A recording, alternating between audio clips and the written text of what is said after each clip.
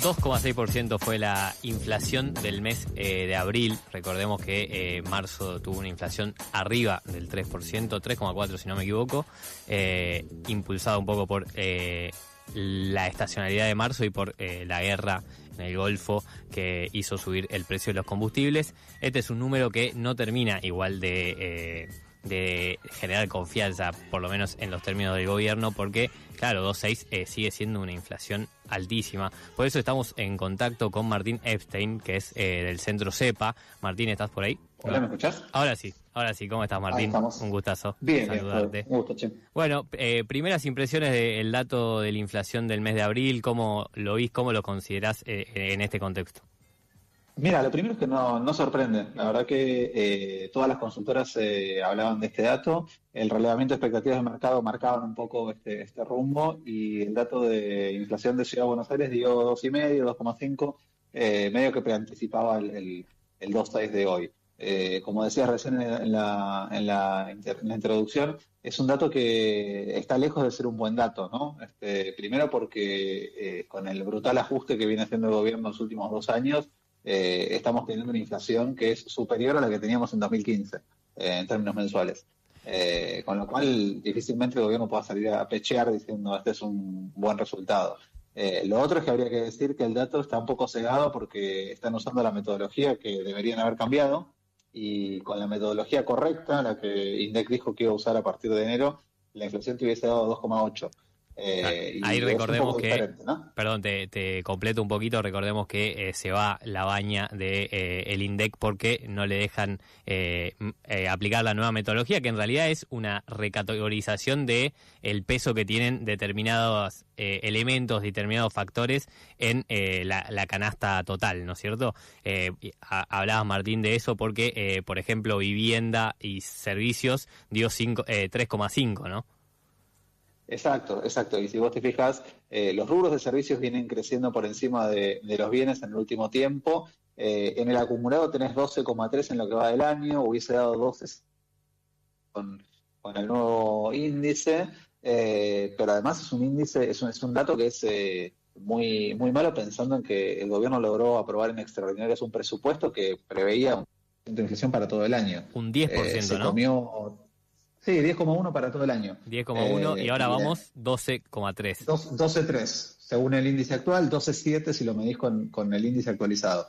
Sea como sea, está muy lejos del 10% previsto en el presupuesto. Sí, ahí te iba a preguntar algo que es la canasta básica, o sea, la canasta de alimentos que permite, recordemos, está directamente relacionada con el número de pobreza, por ejemplo, que es un dato del que se jacta el gobierno, dio 1,5. ¿Eso cómo explica esta baja de pobreza que dice el gobierno?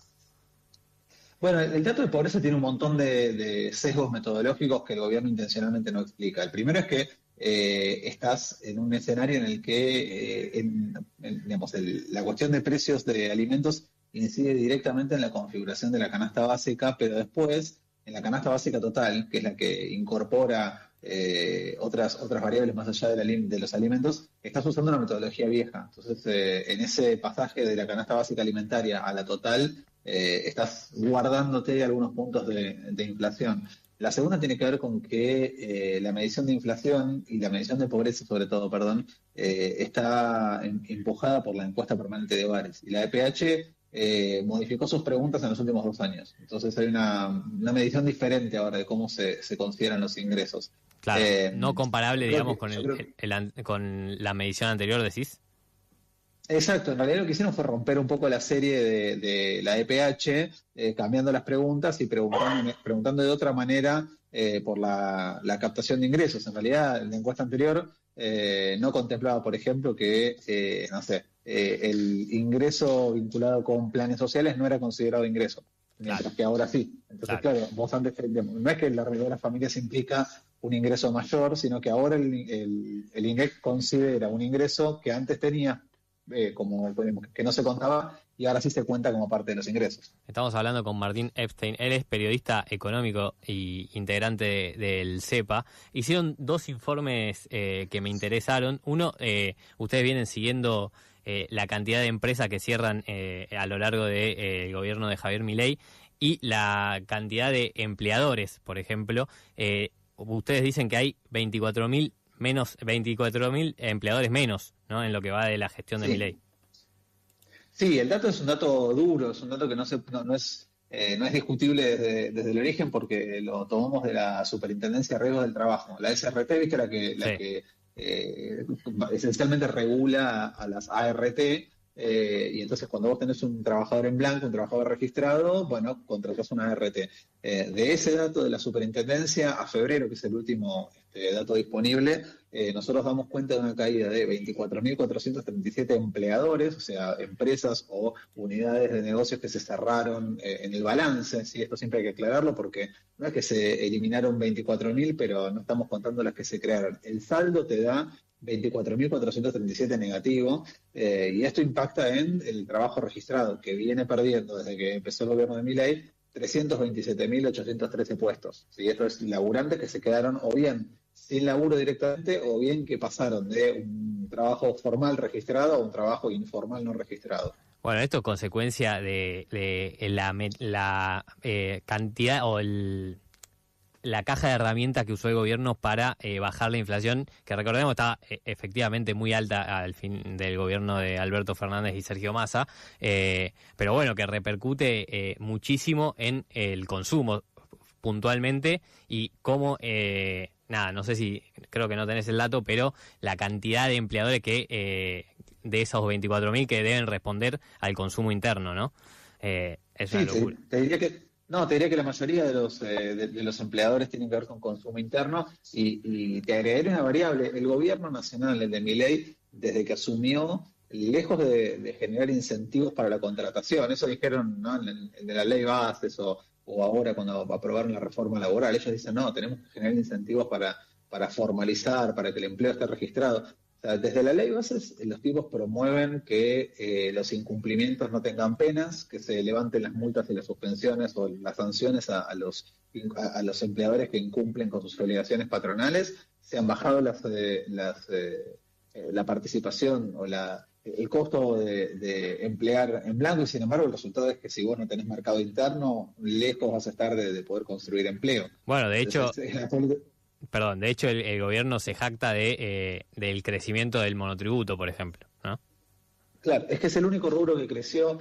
Cuando vos mirás las distintas formas de contratación a lo largo del gobierno de Milei, el único rubro que creció es el rubro monotributo, pero que ni siquiera compensa la pérdida de puestos de trabajo registrados, tanto en lo que tiene que ver con empleo formal, como por ejemplo trabajadoras de casas particulares o autónomos. Digo, el único sector de la actividad económica que crece es el monotributo, pero ni siquiera llega a absorber la cantidad de puestos formales perdidos en el camino. Claro, tremendo.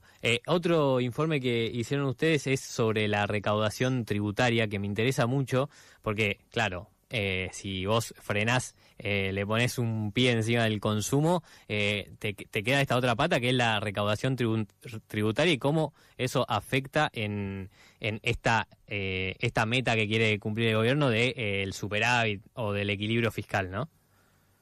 Bueno, ahí tienes un problema bastante simple de entender, ¿viste? A veces te quieren decir que la economía del país se puede explicar como si fuese una economía doméstica. En realidad Sí. no, pero Te dejo de creer. hagamos como que sí. Sí, hagamos como que sí, no, hagamos como que efectivamente se puede comparar la economía de un país con la economía doméstica. El gobierno hace una cuenta muy lineal que es, yo tengo que tener superávit, ¿sí? Asumamos que lo tiene el superávit, ¿no? Que consigue ese número. Más allá de que no, pero asumamos que lo consigue. El problema que tiene el gobierno hoy es que todos los meses recauda menos que el mes anterior y que el año anterior. Y todos los meses, entonces, para poder sostener ese superávit, tiene que achicar gastos, porque no le alcanza para cubrir el superávit. Claro. Y esto viene dándose desde hace 10 meses. Todos los meses la recaudación tributaria cae y los motores de la recaudación tributaria que vienen cayendo son los vinculados al consumo. ¿Sí? Tenés una variable que juega muy en contra en este tiempo, que es que el gobierno decidió dejar de cobrar retenciones en un montón de sectores o bajar alícuotas de manera muy, muy brutal. Entonces ahí tenés una pérdida de ingresos, pero donde vos ves el impacto de la actividad económica es en IVA y ganancias. Claro. Cuando vos mirás la recaudación de IVA y ganancias, que es la traducción, si querés, tributaria del consumo, venís en caída libre todos los meses. Que de hecho, Entonces después te encontrás. perdón, no termina, por favor. No, no, digo, después te encontrás con el resultado que es que el gobierno, horas antes de la marcha universitaria del otro día, anuncia recortes feroces a todas las áreas de gobierno porque no le cierran los números. Sí, terrible eso. De hecho, te iba a decir esto, que a nivel propositivo, el gobierno en términos económicos lo que viene proponiendo son RIGIs, super RIGIs y super mega hiper RIGES, ¿viste? Que son básicamente eso, también caídas en la recaudación directa.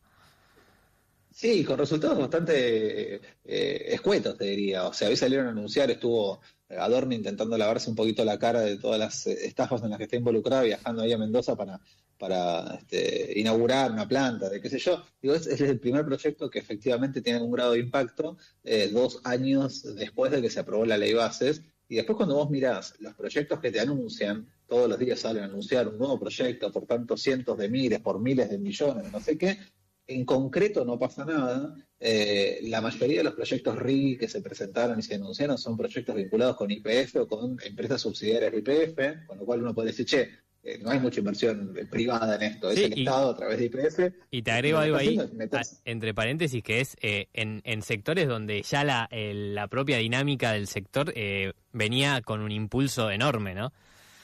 Pero claro, claro, imagínate que sobre todo lo que tiene que ver con Vaca Muerta, que creció fuertemente en este último tiempo, viene de la mano de una gran ventaja comparativa respecto al gobierno anterior, que es que internacionalizaron el precio del combustible. Digo, Claro. vos terminaste en 2023 con un barril criollo que desacoplaba el precio interno del internacional, y Milei asumió y lo primero que hizo fue llevar el precio del barril de petróleo a precio internacional. Eso solo ya es una ventaja extraordinaria para el sector, porque no tiene, digamos, es pura ganancia para el sector. Y encima le das los incentivos de baja de impuestos por un plazo muy prolongado de tiempo, con la posibilidad de de disponer de divisas de manera virtualmente automática. Digo, eso son demasiadas ventajas para un sector además que no genera cantidad de puestos de trabajo suficiente para compensar la caída que veníamos describiendo hace un rato. Sí, sí, nos vamos a vivir todos a Neuquén, ¿no es cierto? Estamos hablando con Claro, Martín Epstein, él es periodista económico. ¿Digo bien periodista económico? un poco de todo. Soy periodista económico, soy analista, soy politólogo, Bien, docente, un poco de perfecto. todo. Con periodista económico me conformo del centro CEPA. Che, Martín, te pregunto, ¿cómo ves la inflación en este mes puntualmente y un poquito a largo plazo, haciendo ahí, tirando un poco de fruta, ¿no? Porque no se puede saber en esta economía, pero ¿cómo ves, por ejemplo, los primeros días de mayo? Mira, por lo que se está viendo ahora no hay gran diferencia respecto a lo que pasó en abril. Nadie debería animarse hoy, el gobierno lo va a hacer igual, pero nadie debería animarse hoy a decir certeramente, che, acá vamos hacia una caída muy marcada de la inflación.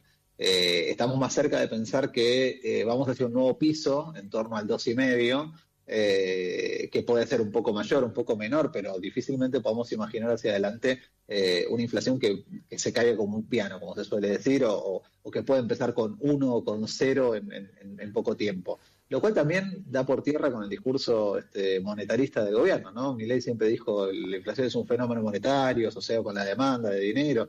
Bueno, no está pasando eso. Vos tenés un shock externo que es la guerra de Medio Oriente y el resultado es que te sube el precio del petróleo y entonces tenés presión sobre el índice de precios durante un mes particular. Y eso no te lo puede explicar la teoría monetarista de Milei y Caputo. De Totalmente. ahí en adelante la expectativa es, más que la inflación, cómo se da la pelea o la carrera despareja entre inflación y salarios. Y es una carrera que los salarios la están perdiendo por goleada, porque todos los meses el salario queda corriendo por atrás de la inflación, Porque está por pisada la inflación alta, paritaria, ¿no? porque tenés pisada la paritaria tanto de los gremios que interactúan con el gobierno directamente, todo lo que tiene que ver con estatales, con docentes, con personal de seguridad, con personal vinculado con hospitales. Están todas las paritarias pisadas por debajo de la inflación hace un buen rato, y el sector privado sigue esa tendencia. Entonces, cuando vos mirás el índice de salarios, va a salir en no mucho tiempo, en unos días, el índice de salarios también.